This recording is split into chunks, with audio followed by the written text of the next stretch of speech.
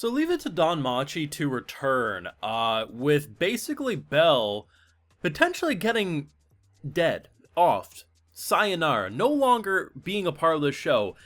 Imagine surviving season 4 and the hell he went through, only to come into season 5 and get got because Seer decided to ask Belle on a date, and the Freya Familia, just they ain't having it. You tell that to a non-DanMachi fan, they think, what a silly way to return. But if you tell that to a DanMachi fan, they're like, hey, I may not have expected that, but it's kind of brilliant. I got full live reactions over on Patreon if you want to see my full look at thought to any of these DanMachi episodes. Going to be over there exclusively. I have been excited for the return of this. I mean, I loved the author's other work with Storia last season. Having DanMachi this season, we're just eating good. I haven't felt like I ate this good since we had Slime Diaries in the middle of season 2 of that time I got reincarnated as a slime. So, I think the only thing that I can remember, now it could be just because it's been a bit since I've watched each season, you know, I watch them when they air. I'm pretty sure the only thing I remember people talking about Seer is that they might have thought she was Freya in disguise. But at the end of this episode, we see them clearly two different people. That's the only thing I can really remember. But they kind of just throw us into the thick of a mystery of being like, hey, I'll approve of your date with Belle, but if he discovers your secret, you can never see him again. That's a fair exchange. What the hell is going on? Why does this Familia have such a connection to her? I really don't know. I just remember when people would make theories, I was just like, she's just a waitress. Like, that's literally been my assumption. She's just some waitress that likes Belle. Now I'm not sure, because they clearly are two different people. So, and like, that's not even a theory that I had, it's just I remember seeing it. There's some uncertainty, because it's not even an exaggeration. Some of them wanted to kill Belle. Like, that was their initial impression. Oh, Seer asked, Bella on a date, let's just kill him. This dude literally jumps him. Belle doesn't even have time to grab his dagger. Like, he gets hit once, that just really sent him flying. Hit a second time. Hit a third time, and he's basically like, you're coming with me. Of all the ways that you could escalate again after coming down of the high that was DanMachi Season 4, this was not on my bingo card. I didn't know what to expect for this season. I didn't even know who the hell was on the poster image initially. I was like, who the hell is this character? You know, a mixture of haven't watched DanMachi in a bit, but also we hadn't been focusing on Seer in a hot minute either, which makes sense. She wasn't really climbing through the dungeon with us. But the idea that it's such an interesting situation because you literally come off of Season 4 where Belle and our girl just had such an amazing bonding sequence. Like, she's definitely developed some feelings, but of course, at the same time, you know, she's embarrassed about them, but most importantly, she very much cares about her friend and isn't going to step in the way there. Now, of course, for us, the viewer, we know Belle ain't going for anyone other than his initial crush, most likely, and, you know, however I feel about that, it is what it is.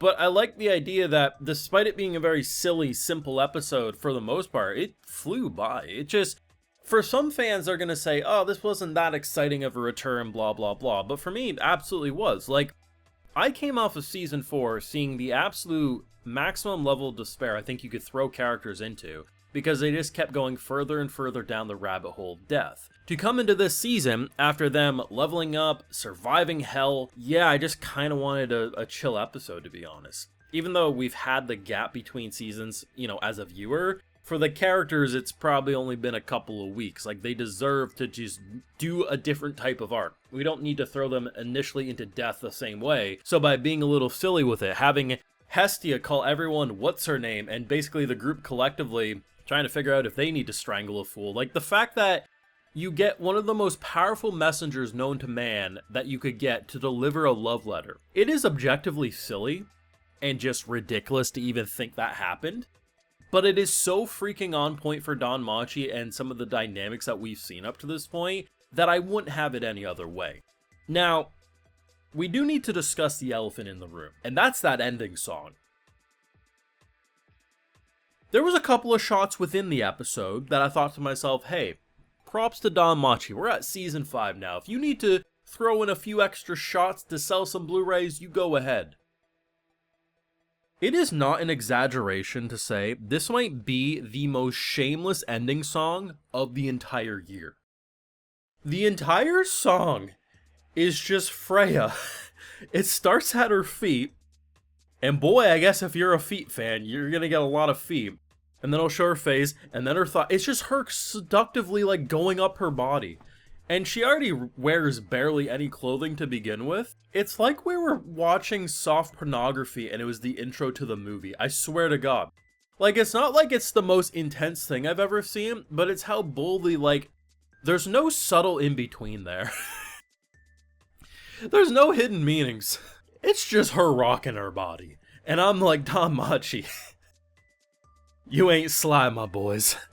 Now, song-wise, it was pretty good. The opening song, pretty good. Like, nothing extraordinary. Both the opening and endings, like, they serve their purpose. Though, visually, for the ending song, I mean, you know why it exists in the way it does. But yeah, you know, DanMachi's been one of the shows I've definitely been excited about ever since knowing that it was getting Season 5. I mean, at the rate we're going, this show's gonna end up with 10 seasons. And I never thought I'd see the day, because when I watched Season 1...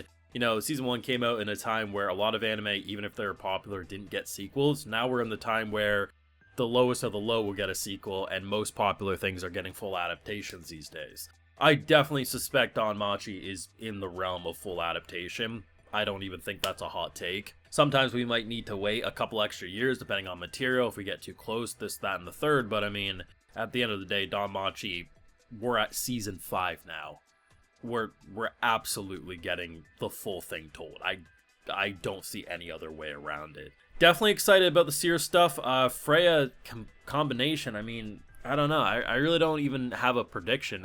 Mixer, because I'm just getting back into the driver's seat with DanMachi, so I really have to start remembering certain things from the past and kind of formulate opinions. But at the same time, I don't know. There's so much mystery, but so little information given, you know?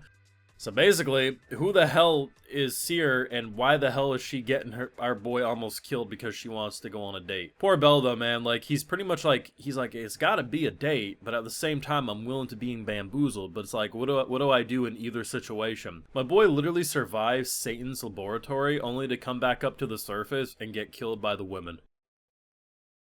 Ain't that a bitch? Let me know what you thought of the return of DanMachi down below. Theories if you got any. Of course, if you don't know that source material, you're not sly if you pretend not to know it and then just make an exact prediction that turns out to be true. We can read between the lines, so be careful down there. Leave a like if you enjoyed, subscribe if you're around. Of course, ring that bell, and like I mentioned, we have full live reactions over on Patreon to this DanMachi greatness, and while you're over there, I'll also give you a video shout out. Alright, so today we got Uwu, Pogo the Froggo, 4-6, Kiramachziki, Andrew Thomas, No Name Needed, and LG12677. So I appreciate the support, everyone. Please take care. You all have a good one.